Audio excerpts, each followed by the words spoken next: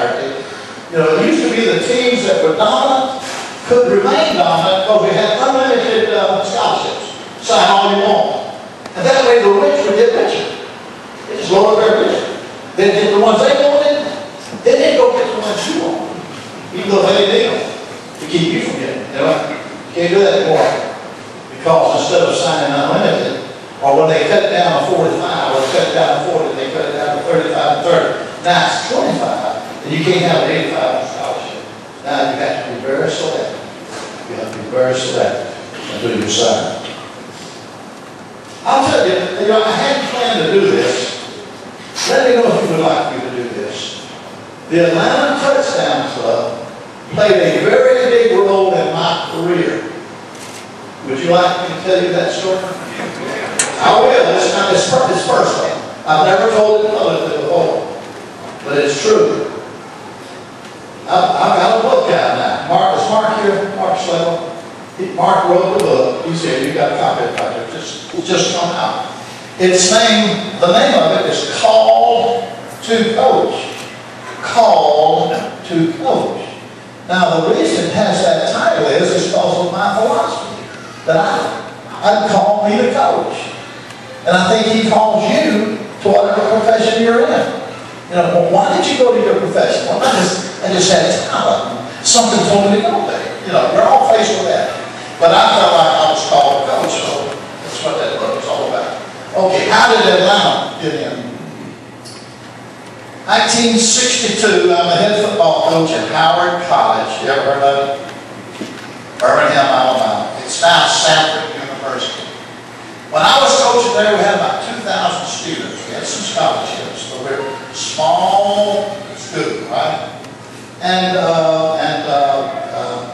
So anyway, I've been there 4 years. We've done pretty good. Now, the Atlanta Touchdown Club, they had their main banquet, I think, probably in January. You still do it in January?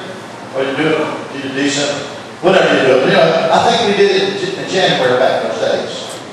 And when they had it, I don't know if you still do this or not, but I hadn't come here anymore.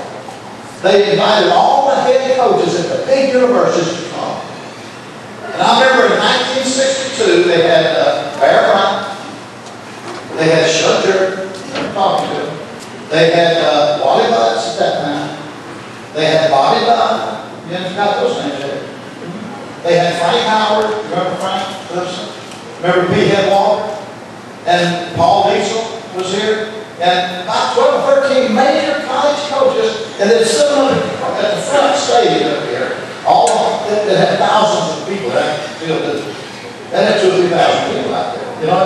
Then the same way have these head coaches sitting here. Then they had a high stand there for the speaker and some of the administrators. I get invited. Howard College sends their head coach to sit up here at the top table with all them guys. Now, I was just getting started in the coaching profession. So, man, I was wild-eyed in with all those people, man. Boy, I was in high copy. You know. Now, the question is, why did I get invited and nobody else did? Because the president of the Touchdown Club was a Howard College graduate. Herb Brown. Does anybody remember Herb Brown? Herb was a great guy. You remember Herb, don't you?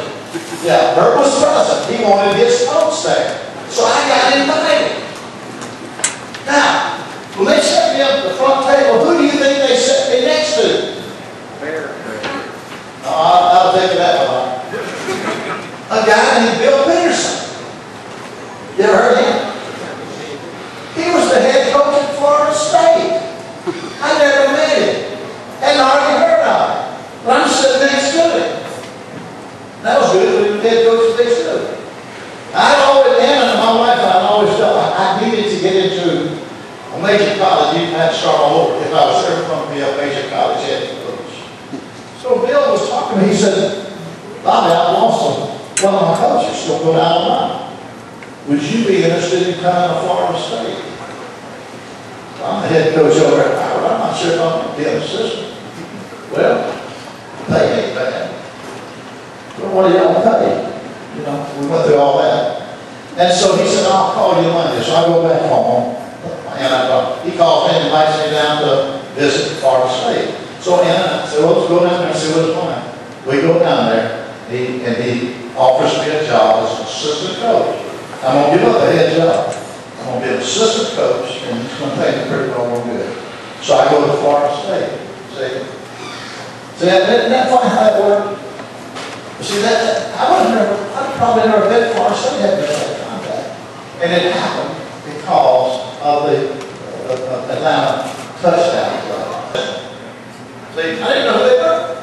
They came to Florida State, they thought we had some players, they could make them some money. So that's been going on for years. And I guess it'll continue. But we've got to put teeth into our rules where we get those guys kicked out. Agents are like any other profession, the same when you're in. There's good ones, there's bad ones. There's no profession that I think